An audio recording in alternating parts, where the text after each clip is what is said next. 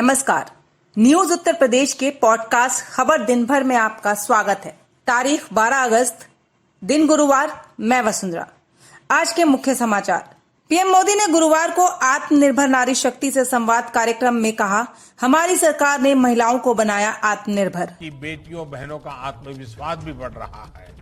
ये आत्मविश्वास हम खेल के मैदान से लेकर साइंस, टेक्नोलॉजी और युद्ध के मैदान तक देख रहे हैं। कृषि कानूनों को रद्द करने को लेकर सड़क पर उतरे कांग्रेस नेता राहुल गांधी, केंद्र सरकार पर जमकर निशाना साधा। कहा, यह लोकतंत्र की हत्या है। And today we have come here to speak to you because we are not allowed to speak inside Parliament. This is nothing short of the murder of the democracy of this country. CM Yogi ने सहायक शिक्षकों को दिए नियुक्ति पत्र।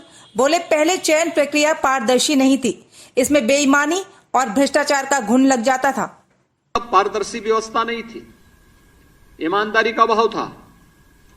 तब हर एक चयन की प्रक्रिया में बेईमानी और भ्रष्टाचार का घुन लग जाता था। आप नेता संजय सिंह ने सीएम योगी को दी चुनौती। कहा, आप चाहे मेरा एनकाउंटर करा दें, लेकिन मैं घोटालेबाजों को बख्शूंगा नहीं। हिस्ट्री सीटर मुझे आप बना रहे हैं, इनकाउंटर करवाना चाहते हैं वो भी करवा लीजिए, उसकी भी चिंता नहीं है, लेकिन घोटालों पर बख्शूंगा नहीं। भारतीय किसान यूनियन के राष्ट्रीय अध्यक्ष भानु प्रताप सिंह का बड़ा बयान। राकेश टिकैत को बताया आतंकी। राकेश टिकैत जो वहां उद्दंडता कर रहे हैं, जो रोड जाम करते हैं, पब्लिक को परेशान करते हैं, 2-4 दिन कर लो तो कर लो, कई महीने से ये कोई तरीका है? ये थे मुख्य समाचार। अब खबरें विस्तार से।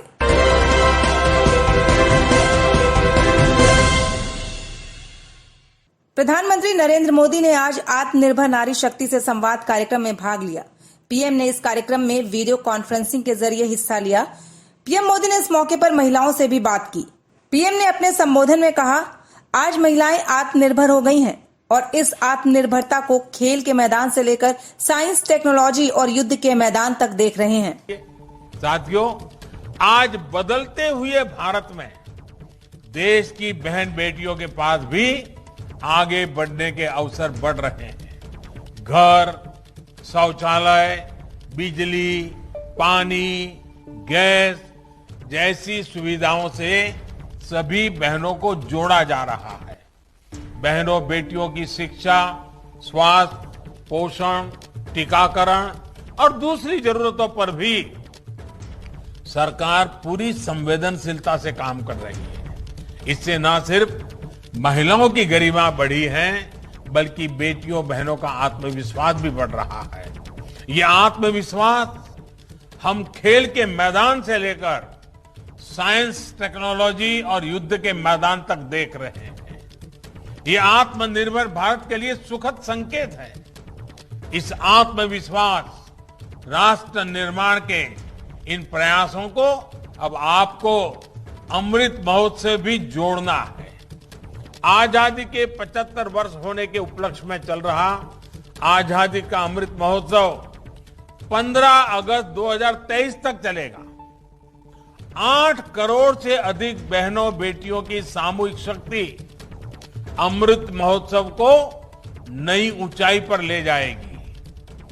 आप सभी विचार करें कि आपकी आर्थिक प्रवृत्ति तो चल रही है, इतनी बहनों का समूह है, क्या कोई न कोई सामाजिक काम आप हाथ में ले सकती हैं क्या, जिसमें रुपये पैसों का कारोबार नहीं है, सेवा भाव है, क्योंकि समाज जीवन में इसका बहुत बड़ा प्रभाव होता है।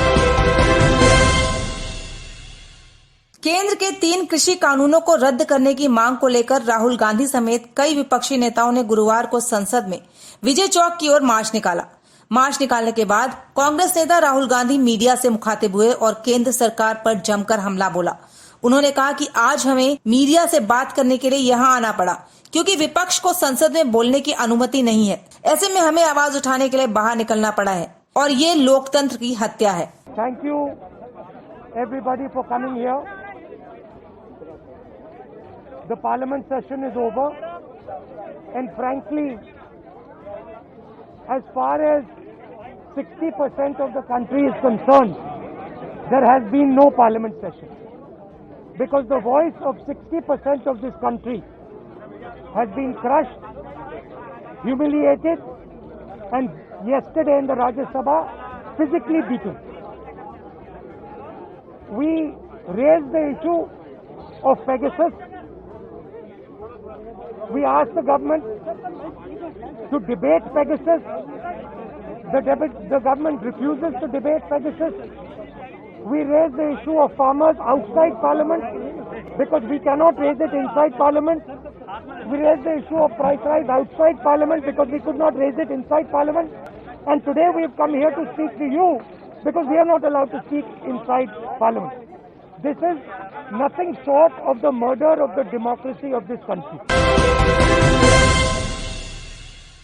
लखनऊ के लोक भवन में आयोजित कार्यक्रम में सीएम योगी ने अपने संबोधन में कहा कि कई सालों बाद शिक्षकों के चयन की प्रक्रिया पारदर्शी तरीके से पूरी हुई है। सीएम योगी ने कहा कि पहले चयन प्रक्रिया पारदर्शी नहीं थी, इसमें बेईमानी और भ्रष्टाचार का घुन लग जाता था, लेकिन अब सबको एक समान देखते हुए इस प्रक्रिया को पूरा किया जाता है।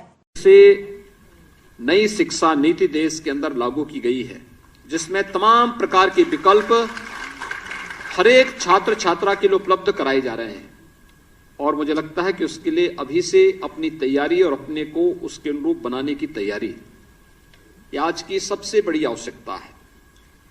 और मैं आह्वान करूंगा आप सबका, आपने देखा होगा, आप में से बहुत सारे अभ्यर्थी ऐसे रहे होंगे जिन्होंने अपनी किस्मत को 2017 के पहले तमाम प्रकार की प्रतियोगी परीक्षाओं के साथ आजमाने का प्रयास किया होगा, लेकिन योग्यता होने के बावजूद आपको निराशा मिली होगी, क्योंकि तब पारदर्शी व्यवस्था नहीं थी, ईमानदारी का अभाव था।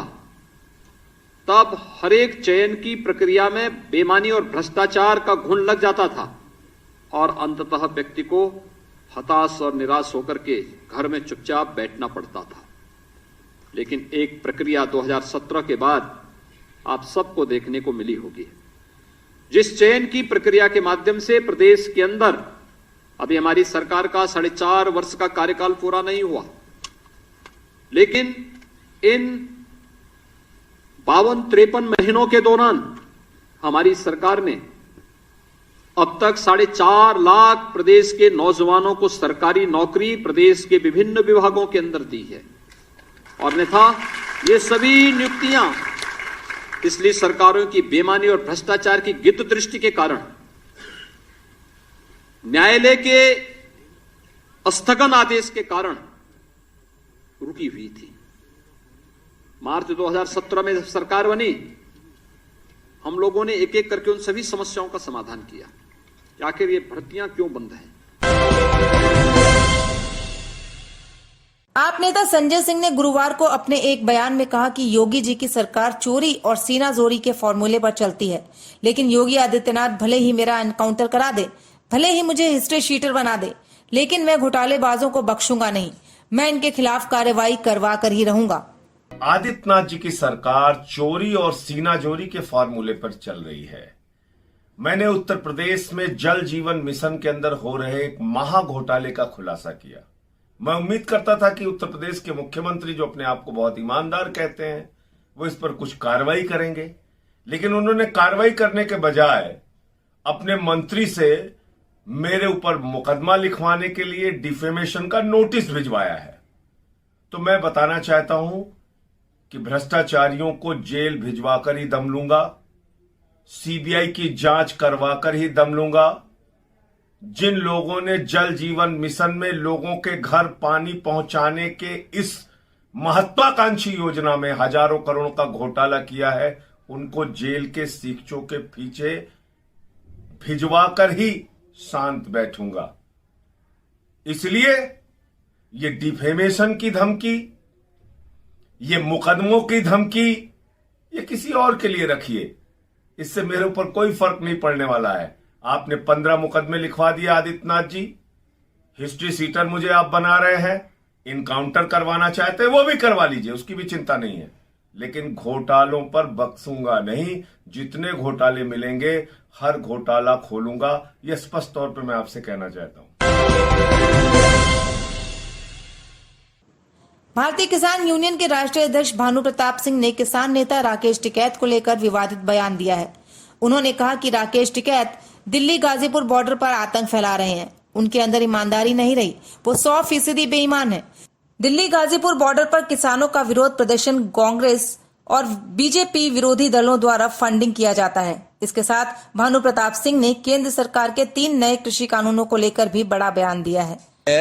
भारतीय किसान यूनियन भानु जेन्युइन समस्या उठाता है, लूटपाट नहीं करता, तो न आतंकवाद फैलाता है, कभी गलत नहीं करेगा। ये मैंने शासन को, प्रशासन को गारंटी दे दी है।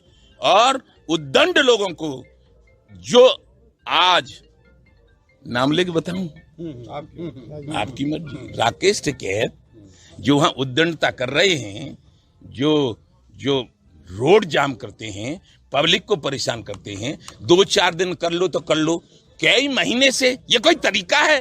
कभी जाते हैं वहां बंगाल में क्या लेने गए थे?